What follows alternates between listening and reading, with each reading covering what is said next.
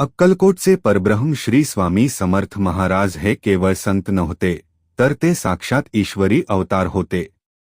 त्यांच्या दरबारात माणूसच काय, तर पशुपक्षी आणि अगदी विषारी प्राणी सुद्धा त्यांच्या आज्ञेत असत। असाच एक अंगावर काटा आणणारा प्रसंग अक्कलकोटमध्ये घडला होता। कथेला सुरुवात। एके दिवशी स्वामी समर्थ अक्कलकोटमध्ये आपल्या नेहमीच्या जागी बसले होते। भक्त दर्शनासाठी गर्दी करत होते। इतक्यात तिथे एक भक्त धावत ओरडत आला। त्याचे नाव होते लक्ष्मण।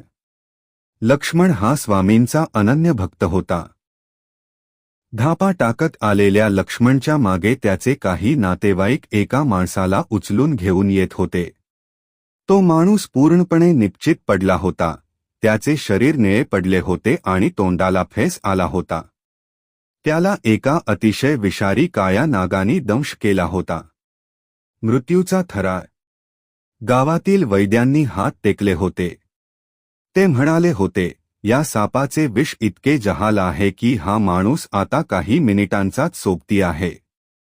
आता फक्त देवच वाचवू शकतो। शेवटचा उपाय म्हणून त्याचे नातेवाईक त्याला स्वामींच्या चरणी घेऊन आले। लक्ष्मण रडतरडत स्वामींच्या पाया पडला आणि म्हणाला, स्वामी, वाचवा याला। तुमच्याशिवाय आता आम्हाला कोणीच वाली नाही। याच्या पदरात लहान मुले आहेत, स्वामी कृपा करा। स्वामींची दिव्य आज्ञा। स्वामींनी त्या निपचित पडलेल्या माणसाकडे आपल्या तीक्ष्ण नजरेने पाहिले। आजूबाजूला शांतता पसरली होती। स्वामी अचानक गंभीर झाले आणि तिथेच जवळ असलेल्या एका झाडाच्या दिशेने पाहून मोठ्या आवाजात ओरडले, उतरव। याचे विष आत्ताच्या आत्ता उतरव। स्वामींची ती गर्जना ऐकून तिथे उपस्थित असलेले सर्वजण हादरले। पण चमत्कार असा झाला की काहीच क्षणात तिथल्या झुडपातून तोच काळा नाग बाहेर आला। तो नाग अत्यंत नम्रपणे त्या माणसाच्या जखमेपाशी गेला।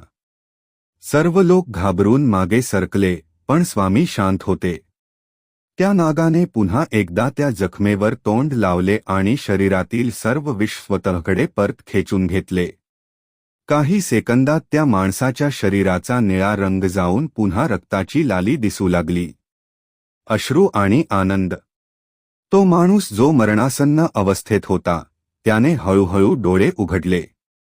तो उठून बसला, जणू काही त्याला गाढ झोपेतून जागे केले आहे। तो नाग स्वामींना वंदन करून शांतपणे जंगलात निघून गेला। हे पाहून सर्व भक्तांच्या डोळ्यातून आनंदाश्रू वाहू लागले। सर्वजण एकाच सुरात ओरडले, श्री स्वामी समर्थ महाराज की जय। स्वामी हसून म्हणाले, अरे, काळ सुद्धा माझ्या लेकरांना हात लावू शकत नाही, जोपर्यंत मी पाठीशी आहे।